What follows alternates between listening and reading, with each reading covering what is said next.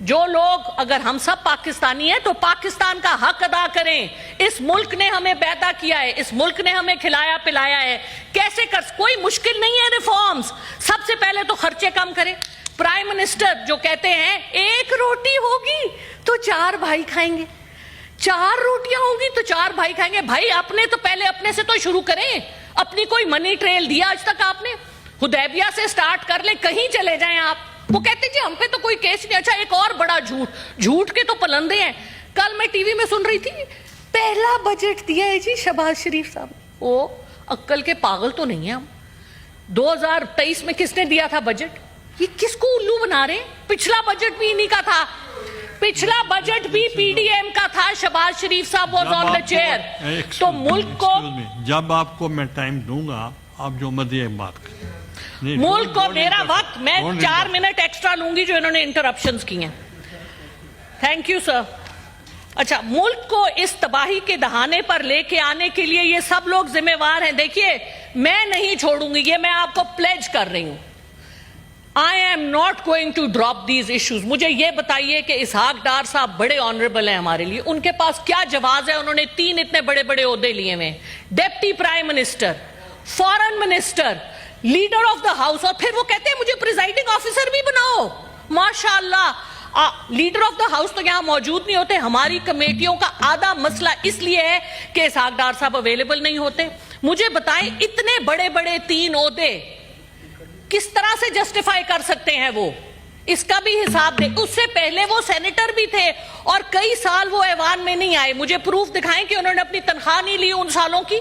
बिल्कुल ली होगी। तो ये जो बातें हैं ये हमें बहुत तकलीफ देती हैं। हम टैक्स देते हैं। मैं अपना सब कुछ, I used to live in Dubai, Middle East में मैं थी 13 साल के लिए। मेरी उधर की प्रॉपर्टी मैं बेच के आई, बैंक अकाउंट बंद करके आई, चुप करके सुने।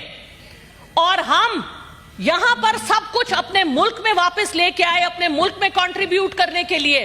और हमारे सर पे आप वो लोग मुसल्लत करते हैं जो सब कुछ यहां से उठा के गिद्धों की तरह इस मुल्क को खा के बाहर ले जाते हैं और कोई पूछने वाला नहीं है।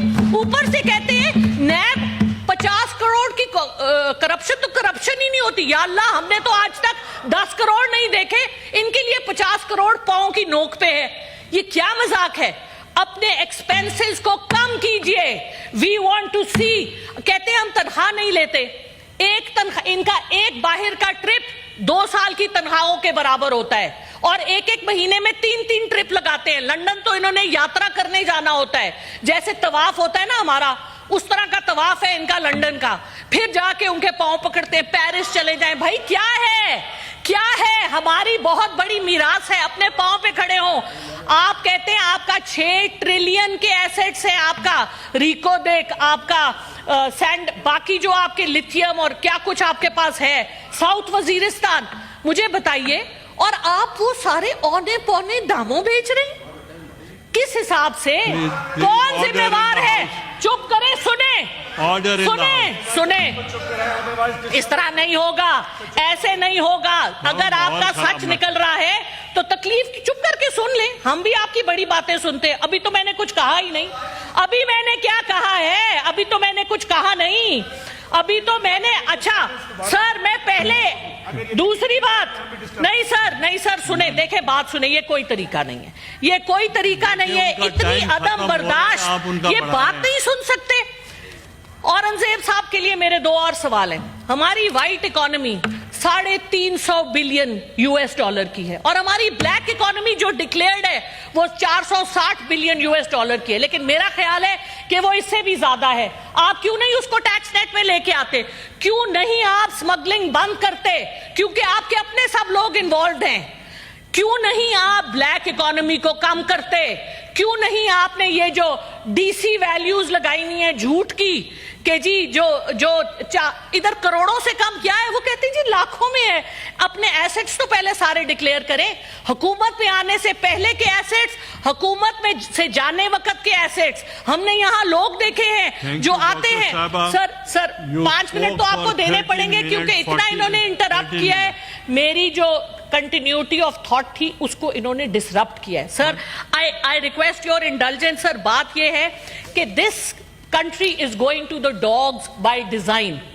معذرت، لیکن دس از اے ڈیزائن، اور اس ڈیزائن میں ہمارے ایسٹ انڈیا کمپنی کی سوچ رکھنے والے جو ہمارے حکمران ہیں وہ اس میں پوری طرح سے انوالوڈ ہیں۔ 1998 میں جب پاکستان نے اپنا نیوکلیئر ایسٹ شو کیا، اس دن کے بعد سے آپ کے سارے دشمن کٹھے ہو کے آپ کے ہی بندوں کے تھرو آپ کے ملک کو خراب کر رہے ہیں، توڑ رہے ہیں۔ سر مجھے یہ بتائیے، 4 ہمارے ہمسائے ہیں، 4 ہمسائے، چلو ہندوستان سے لڑائی تو مانی جا سکتی ہے، مجھے بتائیں ایران سے ہماری کیا لڑائی ہے؟ ایران سے ہم تیل کیوں نہیں لیتے؟